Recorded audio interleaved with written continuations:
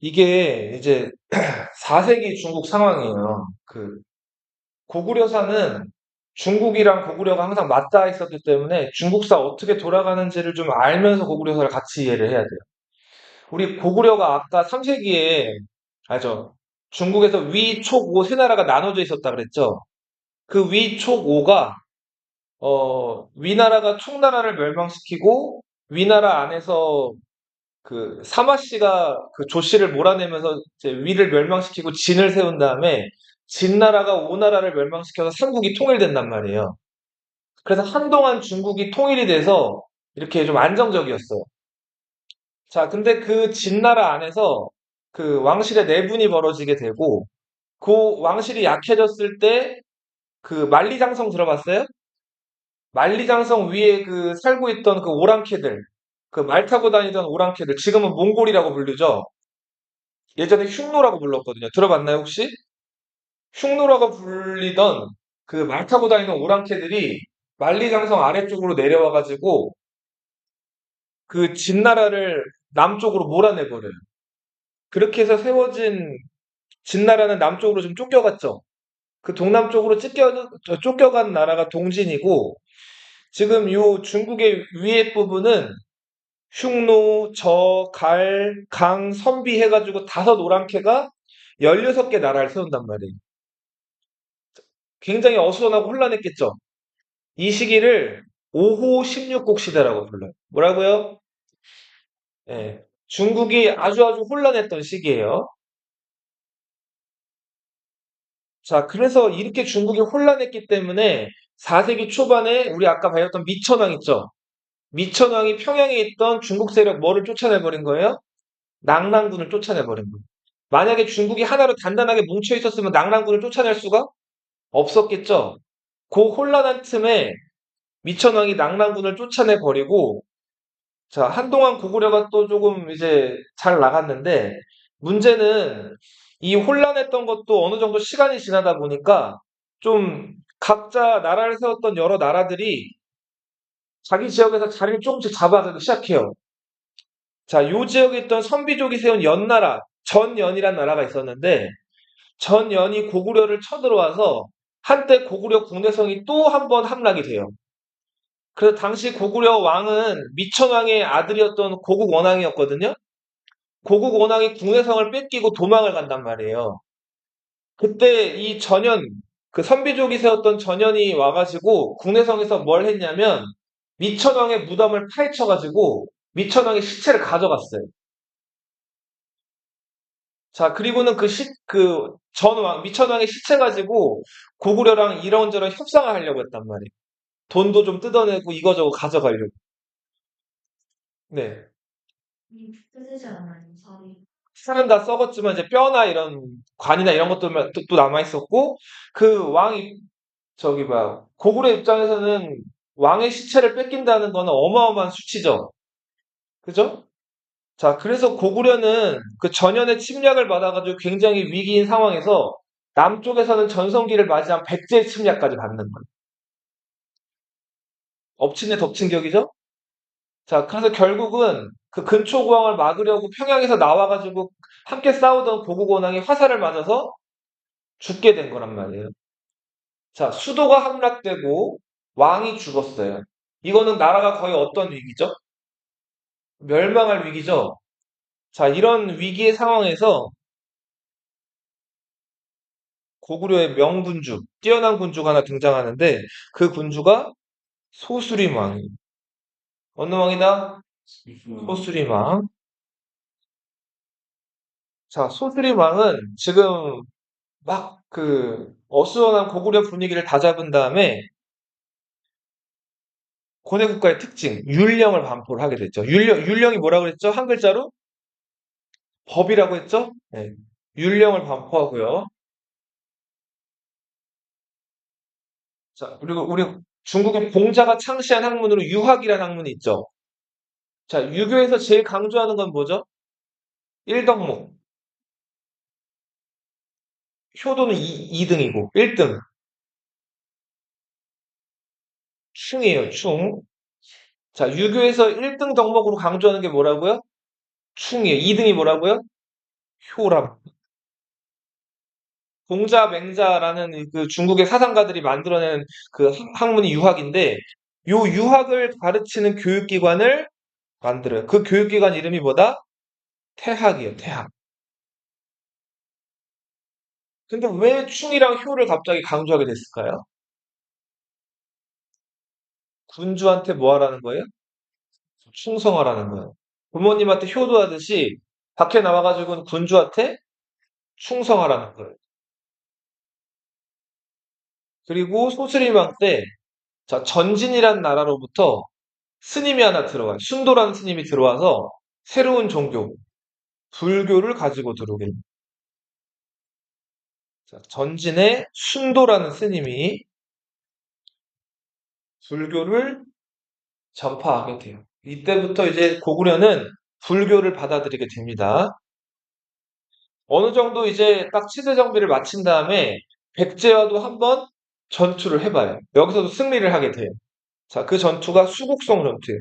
요거는 사실은 그 자주 출제가 되는 개념은 아닌데 기출에서 한번 나온 적이 있어요. 예. 백제랑도 수국성에서 한번 전투를 벌여서 승리를 하게 되죠. 소수리망이 체제 정비를 잘 맞춰놓고 이제 고구려라는 나라를 안정적으로 만들어 놨어요. 소수리망은 아들이 없었고 동생이었던 고국 양왕한테 왕자리를 물려줘요.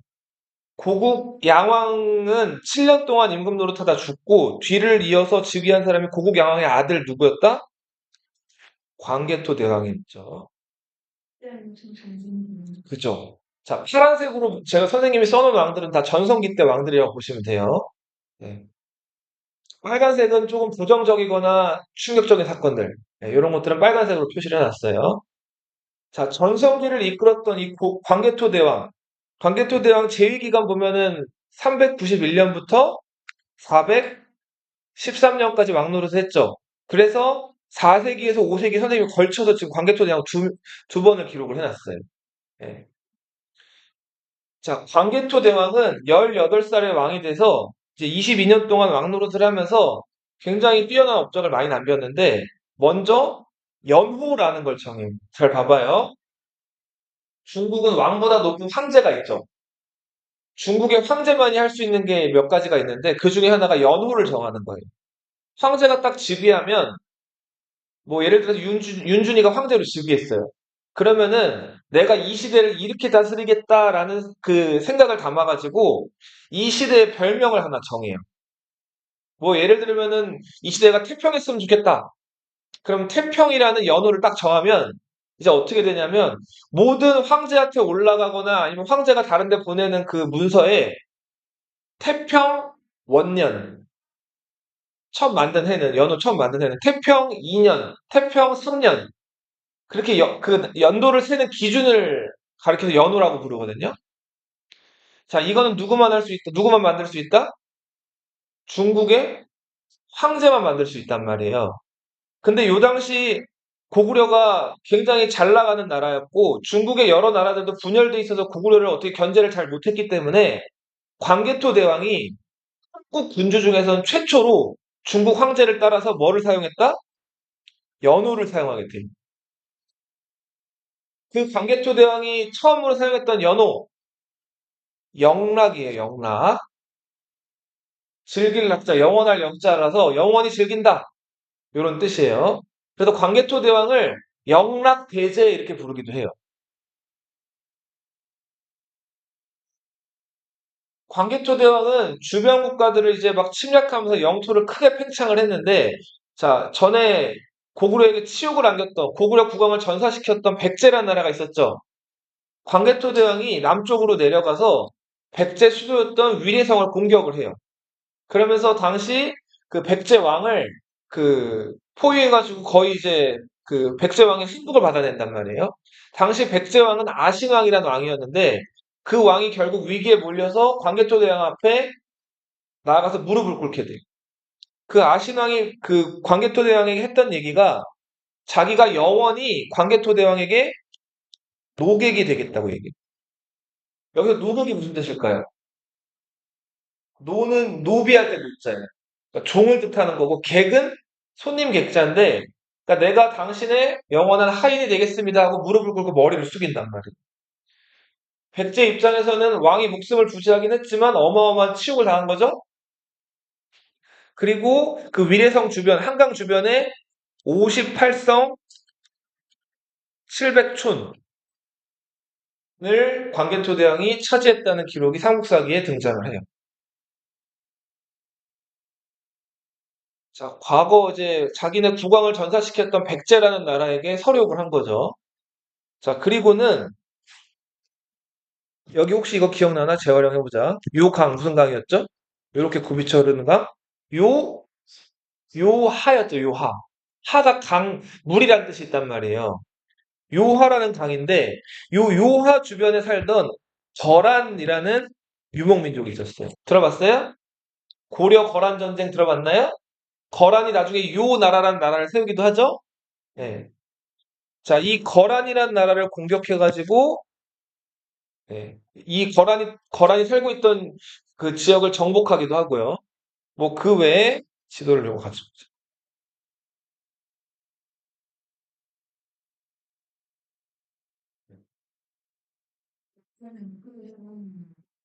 네.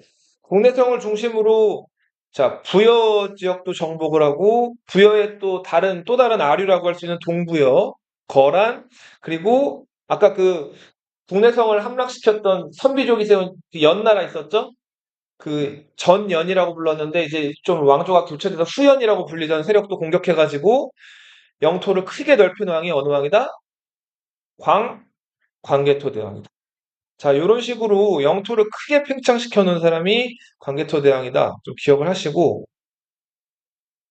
당시 또 어떤 일이 있었냐면, 이 바다 건너 네 개의 섬으로 이루어진, 여기 키가 작은 그 사람들이 많이 산다 그래서 왜소하다고 해서 이 사람들을 뭐라고 불렀죠? 왜라고 불렀죠? 지금의 일본이죠? 네. 자, 백제와 가야와 왜가 연합해서 약소국 신라를 친단 말이에요. 신라는 이제 막 나라 체제를 좀 정비해 나가고 좀 나라꼴을 갖춰가고 있는 상황이었는데 삼면 공격을 받으니까 어떻게 손 쓸 방법이 없죠. 그래서 강대국인 고구려에게 도움을 요청한단 말이에요. 당시 고구려 국왕 광개토대왕이 신라 왕의 요청을 들어줘요. 그래서 그 보병과 기병 합쳐서 5만 명을 보낸다.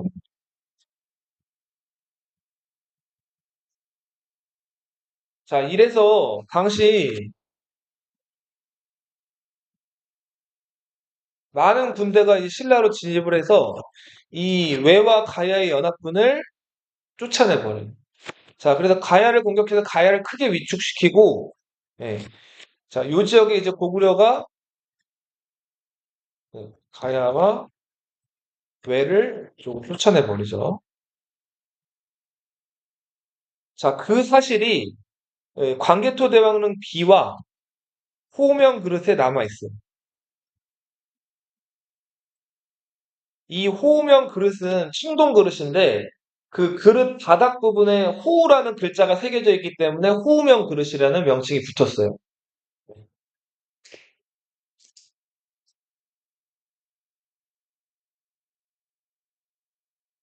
자, 이렇게 해서 영토를 크게 확장하고 주변 지역을 정복해 나간 광개토 대왕.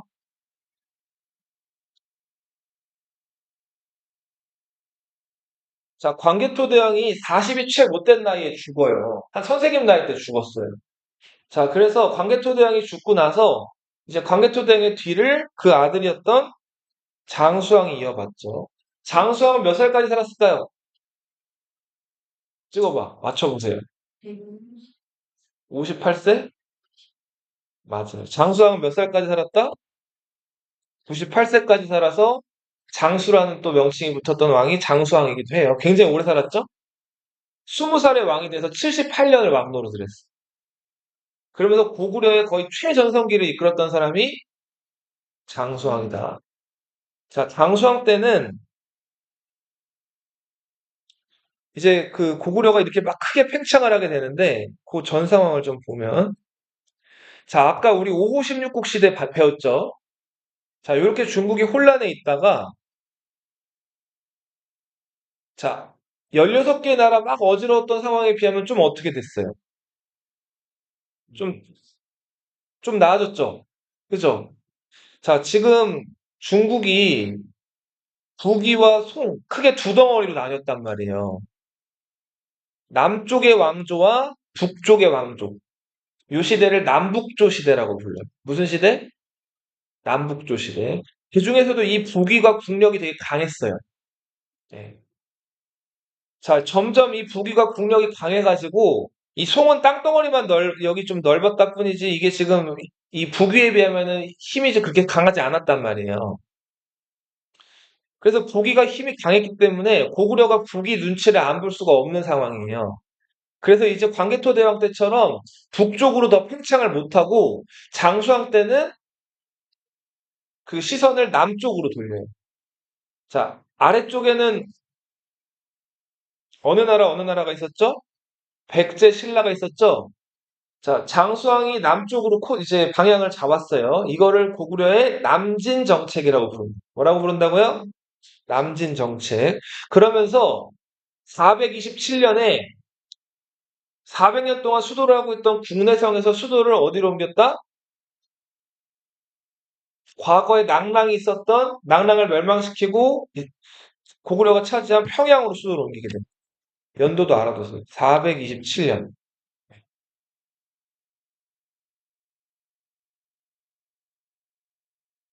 자, 고구려가 남쪽으로 내려오니까 백제 신라 입장에서는 어땠을까요? 굉장히 부담스럽고 싫었겠죠. 역사에 몇 안 되는 법칙 중에 하나예요. 적의 적은 항상 뭐가 된다? 친구가 된단 말이에요. 원래 백제랑 신라는 건국 초기부터 계속 싸우던 앙숙이었는데 고구려가 남쪽으로 계속 내려오다 보니까 백제 신라 입장에서는 둘 다 고구려가 싫었겠죠? 자, 그래서 요 무렵에 고구려에 대항하기 위해서 백제와 신라가 손을 잡게 돼요. 자, 그 고구려 남진 정책에 대한 신라와 백제의 승부수 나제 동맹이라고 하죠.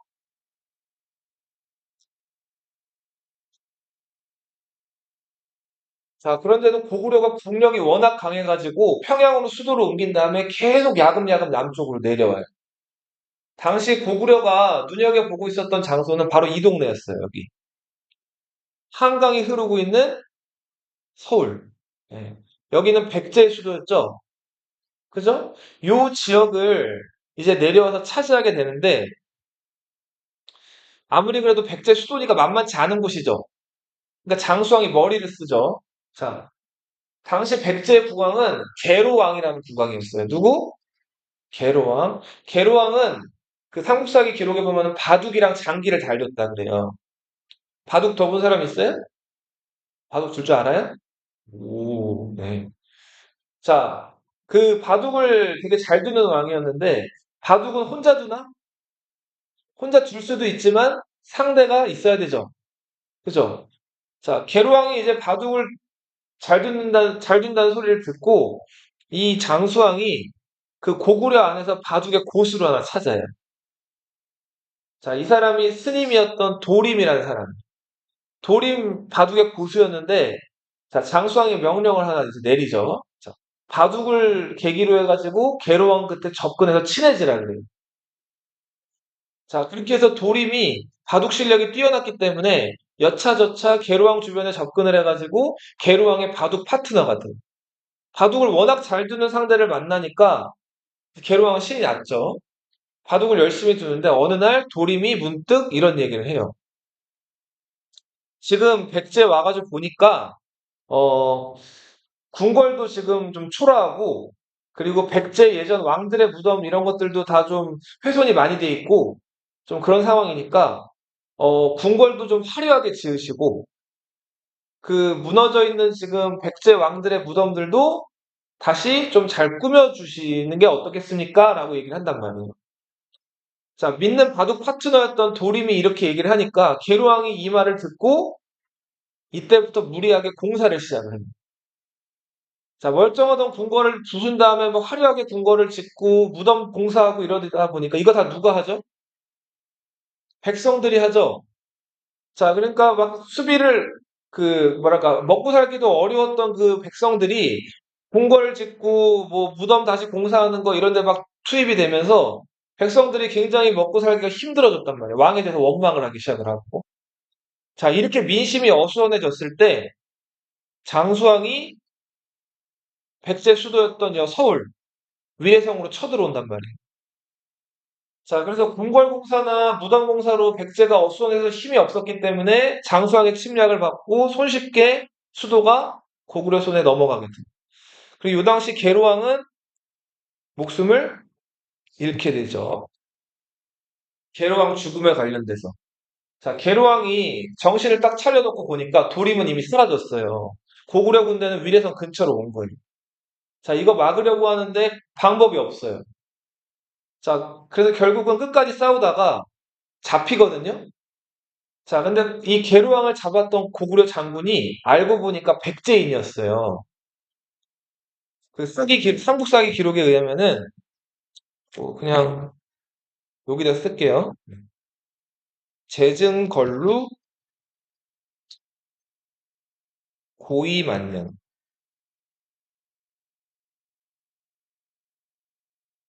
자, 이 사람들은 원래 백제 사람들이었는데 백제에서 죄를 짓고 고구려로 도망가서 고구려 가서 장군이 된 사람들이었어요.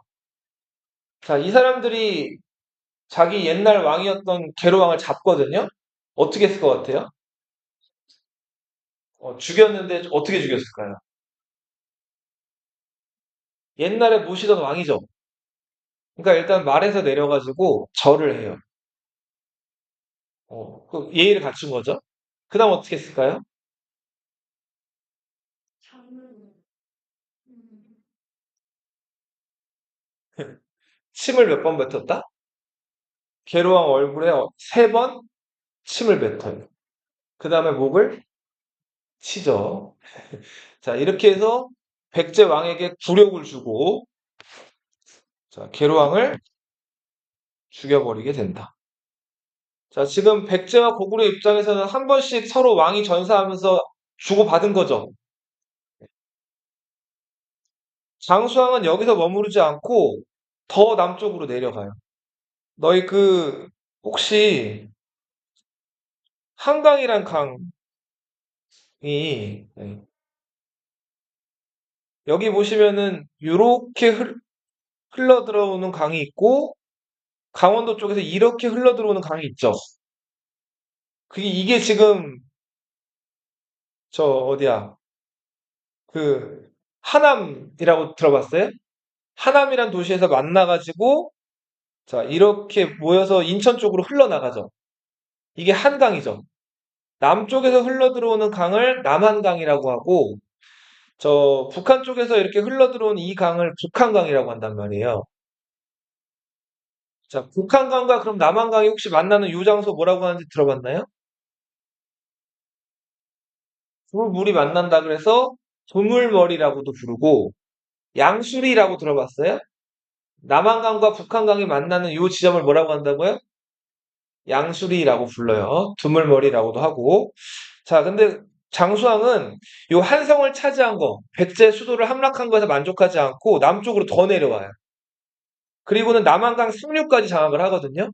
요 남한강 상류에는 너희 혹시 들어봤는지 모르겠는데 충주라는 도시가 있어요. 들어봤어요? 네. 이 충주라는 도시 그 안에 중원군이라는 또 동네가 있거든요. 그 중원군 고기를 차지한 다음에 그 중원의 이름을 따가지고 여기다 비석을 하나 꽝 박아요. 자, 그 비석이 중원 고구려비. 이거 어디다 만들었다고요? 충주에다 만들었다. 남한강 상류 지역을 장악한 다음에 이거를 기념하는 취지에서 만든 비석이에요. 남한강 상류. 황수왕은 외교도 잘했던 왕이에요. 여기 보시면은 자, 아까 여기 북이 같은 나라들을 북쪽의 왕조라고 불렀고, 송 같은 나라들 남쪽의 왕조라고 부른다 그랬죠? 두 나라가 국력이 다 좀 셌기 때문에 고구려는 이 북이랑만 친한 게 지낸 게 아니라 이 송나라랑도 관계를 유지했단 말이에요. 두 나라 간에 어디에도 치우치지 않고 비슷한 거리를 유지하면서 외교를 했어요. 같을 등자 써가지고 등차수열 등비수열 들어봤어요? 같을 등자 써가지고 이런 외교를 등거리 외교라고 불러요. 자, 이렇게 해서 외교도 잘했던 장수왕. 유형은 그럼 막혔어요. 아, 유연은 어떤 나라냐면 아까 저 말 타고 다니는 그 기만민족 흉노라고 있었다 그랬죠. 이 흉노인들이 말도 잘 타고 말에서 활도 잘 쏴가지고 중국인들 아주 괴롭히던 그 유목민족이었는데 이 흉노의 휴회가 유연이에요. 예. 그래서 이 유연도 상당히 힘이 강력해가지고 이 유연과도 고구려가 몇 번 걸쳐서 전투를 벌여요. 근데 거기서 이제 고구려가 땅을 뺏기진 않고 예, 유지는 해요. 근데 이제 중요한 거는 유연이 나중에 망하고 유연 계통의 돌궐이라는 민족이 등장을 해요. 그 돌궐은 영어로 쓰면 투르크라고 쓰거든요. 투르크 들어봤어요? 투르크를 국명으로 하는 나라가 지금 있죠. 튀르? 튀르키예라고 들어봤죠? 네. 그 튀르키의 먼 조상이 이 나중에 나올 돌궐이라는 애들이에요. 네, 말 타고 다니는 유목민들. 이 돌궐이 굉장히 강력해가지고 나중에 고구려를 위협하게 돼요. 이제 이번에 배울 거예요. 보세요. 자, 5세기는 광개토대왕 장수왕 고구려의 시대였어요. 잘 나가던 시기였죠. 근데 좋은 시절 다 지나갔어요. 이제 6세기 되면은 고구려는 굉장히 어려운 시기예요. 자, 장수왕이 워낙 오래 살았기 때문에 장수왕의 아들이 장수왕보다 먼저 죽어요. 그래서 장수왕이 죽고 나서 장수왕의 손자가 왕이 돼요. 그 사람이 문자왕이에요. 사실 문자왕 때 고구려가 영토는 제일 컸어요. 자, 부여로부터 완전히 항복을 받아내는 왕이 문자왕이에요.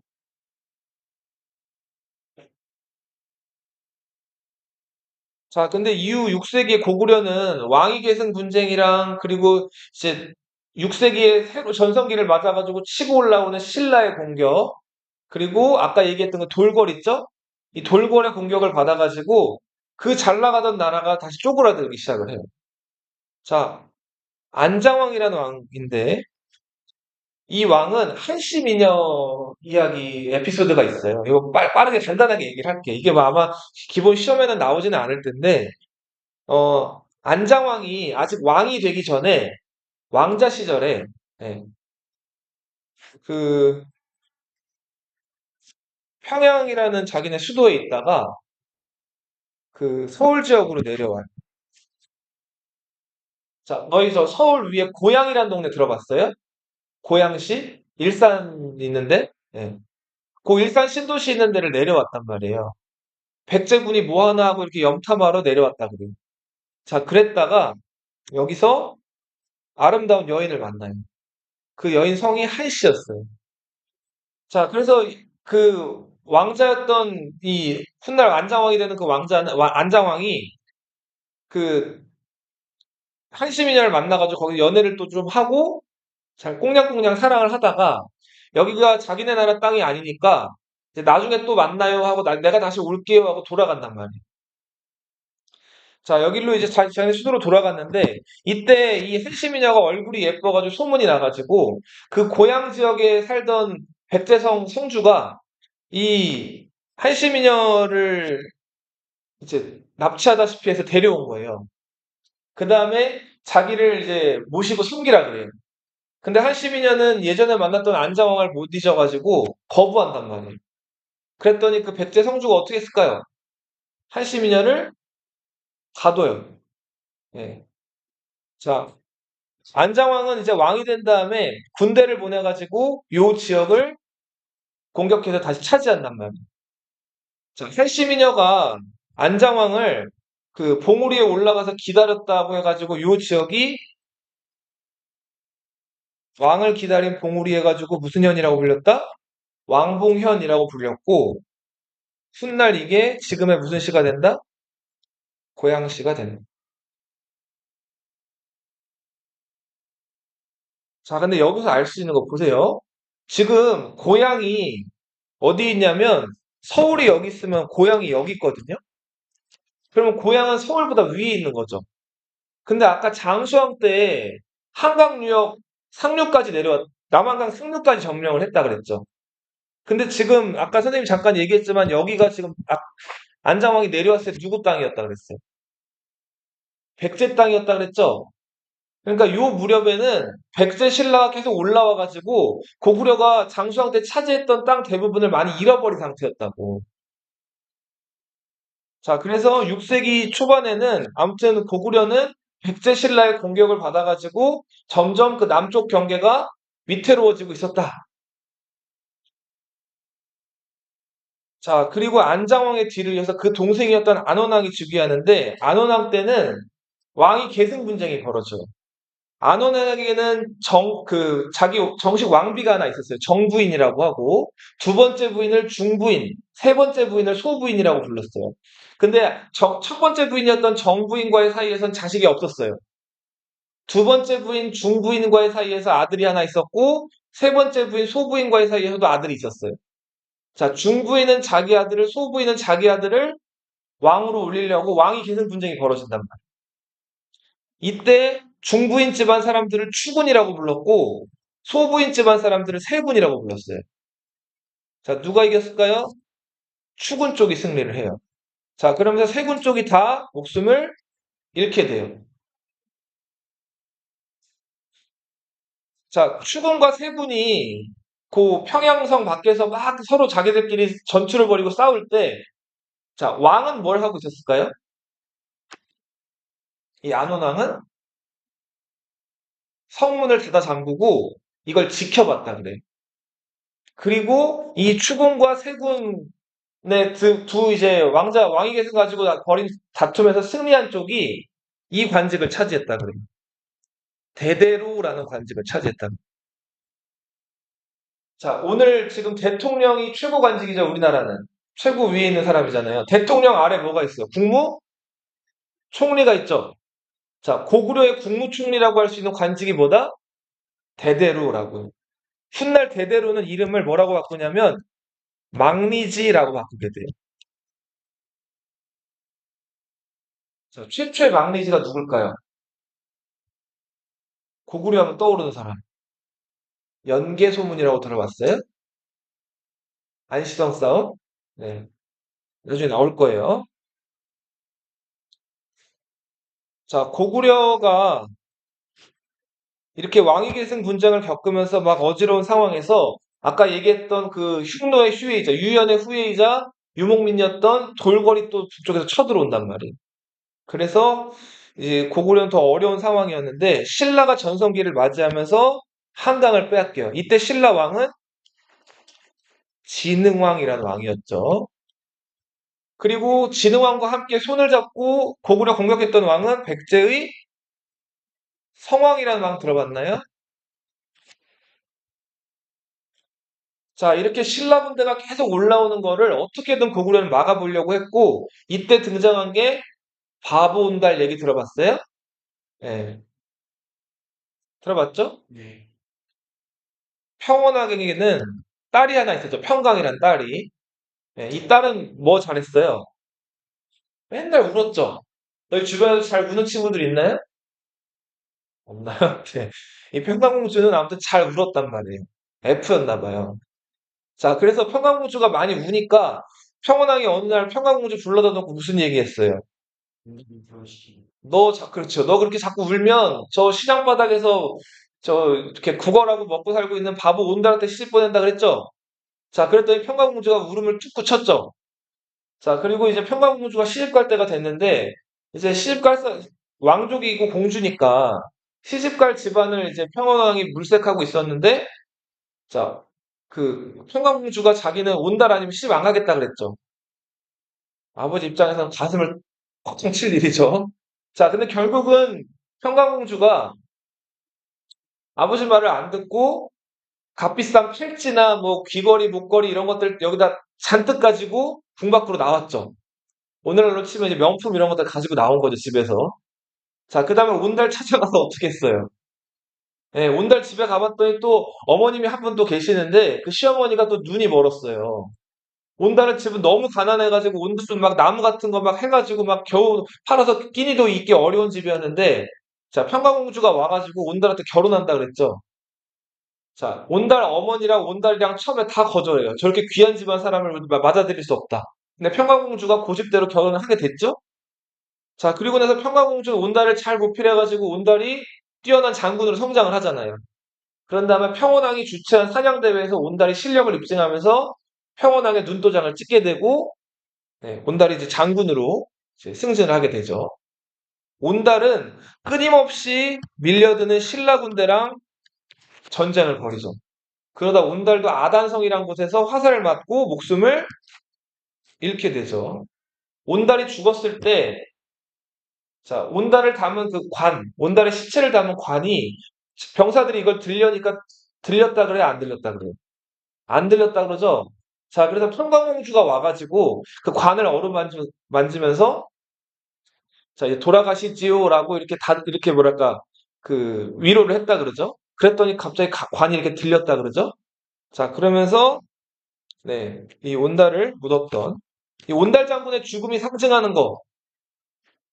자, 신라군이 끊임없이 이제 고구려를 남쪽에서 위협하고 영토를 빼앗아가고 있었다. 그래서 아무튼 6세기는 위기의 고구려, 7세기 넘어왔어요. 자, 7세기는 더욱더 고구려에게는 어려운 시기였죠.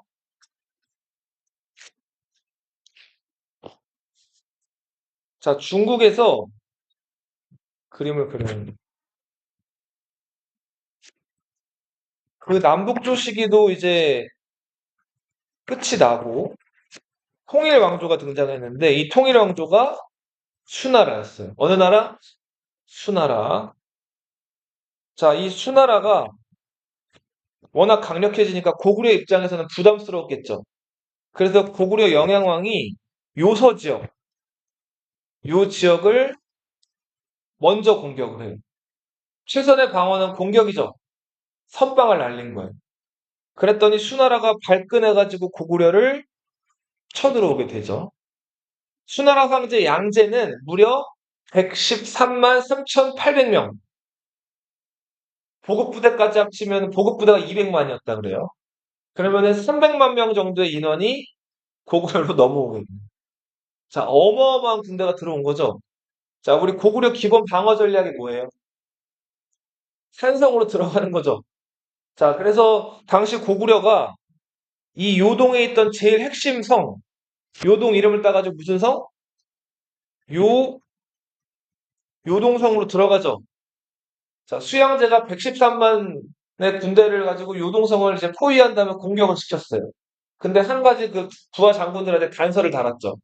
자, 그 요동성을 함락하는데 어떤 일이든 혼자 결정하지 말고 일일이 다 수양제, 황제인 나한테 보고하라고 하죠. 자, 그래서 장수들이 요동성을 공격해가지고 거의 함락 직전이 되면 이걸 다 수양제한테 보고를 해야 되는 상황이었어요. 근데 보고가 올라가고 다시 수양제가 대답을 주는 데까지 시간이 많이 걸리죠. 결국은 함락이 될 만하면은 그 보고 기다리느라고 고구려군에게 시간을 주고 해서 요동성은 끝내 함락이 안 되죠. 수양제가 요동성이 함락이 안 되니까 자, 30만 군대를 돌려가지고 고구려 수도 평양성을 치려 그러죠. 자, 이때 30만 돌린 군대는 별동대라고 하죠. 특별부대. 자, 30만 부대를 이제 돌려가지고 평양으로 진격을 시키는데 이 요동성에서 평양까지 거리가 1000km가 넘어요. 식량이 많이 필요했겠죠. 자, 근데 길도 잘 모르고 길도 험하기 때문에 그 30만 부대가 먹을 식량을 자기가 챙기게 해요, 스스로. 한 사람당 식량으로 받은 그 쌀의 무게가 쌀이랑 뭐 그 밖에 무기나 이런 거 다 들고 가야 되잖아요. 그 무게가 석섬이었다 그래요. 세섬. 한 섬이 몇 킬로일까요? 한 섬이 26.7kg거든요. 이거 곱하기 4만 몇 킬로예요? 80kg죠? 한 명당 80kg를 지고 가야 되는 거예요. 1000kg를. 그러니까 나 업고 가는 거예요. 선생님 정도를. 그러니까 이 병사들이 어떻게 했을까요? 식량을 땅을 파가지고 몰래 묻어요. 너무 무거우니까. 근데 밥을 묻으면 나중에 걸어가다 보면 먹을 게 떨어지죠. 자, 그래서 식량이 이 부대가 거의 떨어진 거예요. 그런 상황에서 요 평양 근처에 있는 살수라는 곳에 30만 군대가 이르죠. 이때 고구려 장군이었던 을지문덕이 오죠. 네, 을지문덕이 와가지고 지금 수나라 군대랑 협상을 한단 말이에요. 자, 협상을 해봤는데 수나라 군대가 을지문덕이 보기에 별로 싸울 의사가 없어요. 자, 그래서 고구려 쪽에서 어, 이렇게 뭐랄까 그 우리가 진 걸로 하고 돌아가세요라고 제안을 하죠. 예. 자, 그렇게 해서 이 수나라 군대가 예, 아무튼 이제 고구려랑 몇 번 싸우다가 돌아가는 길에 강을 건너게 되죠. 그 건너게 된 강이 무슨 강이에요? 살수라는 강이죠. 강을 절반쯤 건넜을 때 고구려 군대가 준비해 놓은 거대로 그 강물 막아놨던 거를 치우죠. 자, 그래서 강물이 내려와가지고 수나라 군대를 쓸어버린단 말이에요. 자, 이게 그 유명한 무슨 대첩이다? 살수 대첩이죠.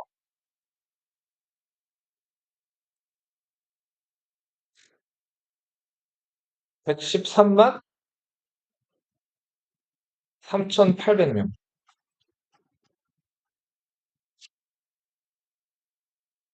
자, 수나라는 이 고구려와의 전투에서 패배한 다음에 너무 많은 국력을 소모해가지고 금방 멸망을 해요. 수나라가 멸망하고 나서 자, 뒤를 이어서 다시 중국을 통일한 왕조가 당나라죠. 당시 고구려 영류왕은 이 당나라에 대해서 지금 수나라랑 무리하게 전투를 하느라고 고구려도 힘을 많이 쏟았잖아요. 또 전투를 하는 것보다는 일단은 어느 정도 친하게 지낸다. 이게 기본 원칙이었어요. 자, 그래서 유화 정책, 화친이죠, 화친. 근데 그러면서도 한편으로는 언제 또 당나라 군대가 쳐들어올지 모르죠. 한편으로는 수비벽을 쌓아낸단 말이에요. 그 수비벽이 유호벽이죠. 아니, 무슨 장성? 중국은 만리장성, 고구려는 천리장성이죠. 자, 여기 저 요동반도 끝에 비사성에서 부여성에 이르는 천리에 이르는 어마어마한 장성을 고구려가 쌓게 된답니다. 자, 근데 당나라에 자꾸 머리를 숙이는 게 마음에 안 들었던 사람이 하나 있었어요. 아, 이 사람이 연개소문이었어요. 연개소문의 집안은 대대로 그 대대로를 역임하던 잘 나가던 집안이었어요. 귀족 집안이었단 말이에요. 그 연개소문인데 이 연개소문이 영류왕의 이런 유화 정책, 당나라에게 머리를 조아리는 이 정책에 불만을 품고 정변을 일으켜요. 자, 그렇게 해서 영류왕을 연개소문이 죽여버리죠. 자, 어떻게 죽인다면 어떻게 했을까요? 찍어보세요. 어떻게 했을 것 같아요? 참, 그러니까 죽인 다음에 태운다. 또 바로 잘라보면 버린다는 맞아요. 근데 어떻게 버렸을까요? 토막을 내요. 영류형 시체를 어떻게 했다고요? 토막을 낸 다음에 도랑에다가 하수구에다 버리죠. 그리고서는 이제는 대대로라는 관직명을 안 쓰고 스스로를 뭐라고 불러요? 망리지. 망리지인데 그것도 이제 나중에는 대망리지 이렇게 불려요.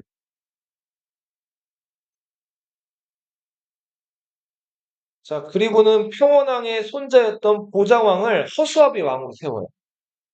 자, 이 보장왕은 실권이 없는 왕이었어요.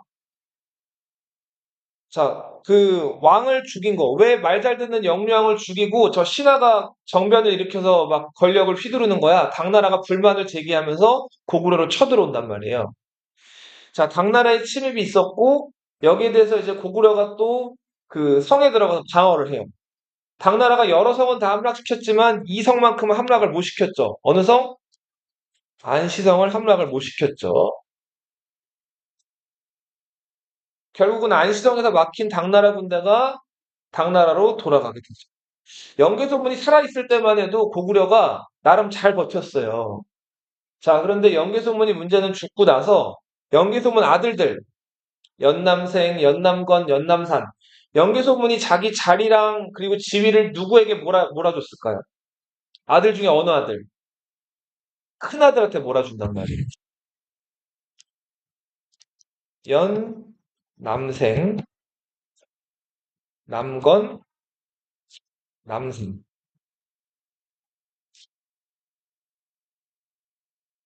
자, 큰아들이 모든 권력을 차지하니까 둘째랑 셋째가 여기에 불만을 품어요. 자, 형인 남생이 평양을 잠시 비웠을 때 남권 남산이 반란을 일으켜서 형을 공격해요. 연남생은 동생에게 죽을 수 없죠. 어떻게 했을 것 같아요? 적의 적은 항상 뭐가 된다? 친구가 되죠. 지금 자기 동생들이 적이 됐죠. 자, 그러니까 고구려의 원래 적이었던 어느 나라에 항복을 한다? 당나라에 항복을 하게 되죠. 연남생이 어디 항복한다고요? 당나라에 항복을 하게 돼요. 자, 그리고는 당나라에 가가지고 고구려의 그 중요한 정보들을 다 가져다 바쳐요. 자, 당나라는 연남생을 앞세워가지고 고구려를 쳐들어온단 말이에요. 남건과 남산이 평양에서 버티긴 1년 정도 버텼지만 결국은 더 오래 버티지 못하고 평양이 함락되면서 고구려는 700년 만에 멸망을 하고 말죠. 자, 고구려가 멸망한 다음에 당나라는 여기를 지배하려고 고구려에다가 안동도호부라는 기관을 설치를 해요.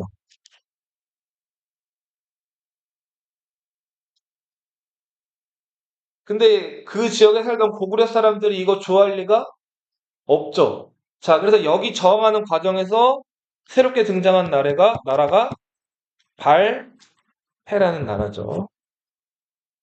고구려가 멸망한 다음에 고구려를 다시 일으켜 세우겠다는 고구려 부흥운동이 일어나는데 고구려 왕족이었던 안승, 보장왕의 아들로 알려져 있는 안승과 고구려 장군이었던 건모장, 고현무 이런 사람들이 각 지역에서 고구려 부흥운동을 일으키는데 자, 요 고구려 부흥운동은 알아두실 게 신라가 이거를 지원을 해요. 자, 신라는 왜 고구려 부흥운동을 지원을 했을까요? 자, 보세요. 신라가 당나라랑 동맹을 맺고 먼저 백제를 멸망을 시켜요. 황산벌의 계백, 맞서 싸운 관창 들어봤죠? 자, 그 다음에 신라는 이번에는 당나라와 동맹을 유지한 상태로 고구려를 쳐들어가서 고구려를 함께 멸망을 시킨단 말이야. 근데 신라가 고구려 멸망시켜 놓고 나니까 자기네 나라로, 아니, 당나라가 고구려 멸망시켜 놓고 나니까 돌아가지를 않아요. 눌러 앉아서 고구려 지배하려고 하고 심지어는 신라까지 점령하려고 했단 말이에요. 그래서 신라 입장에서는 한때 백제 고구려를 같이 멸망시켰던 당나라가 이제 절규된 거예요. 자, 그래서 당나라를 어떻게든 무찌르려고 고구려 부흥 세력들을 신라가 뒤에서 지원을 한 거예요. 같이 싸우자고. 자, 이렇게 해서 왕족인 안승, 건모잠 이들을 신라가 지원해서 당나라와 함께 맞서 싸운다. 하지만 안승과 건모잠 사이에서 결국은 내분이 벌어져가지고 안승이 건모잠을 죽여본. 자, 이렇게 해서 고구려 부흥운동은 실패로 돌아가고 700년 고구려 역사는 이렇게 끝이 납니다. 잠깐 쉬었다가 백제사 볼게요.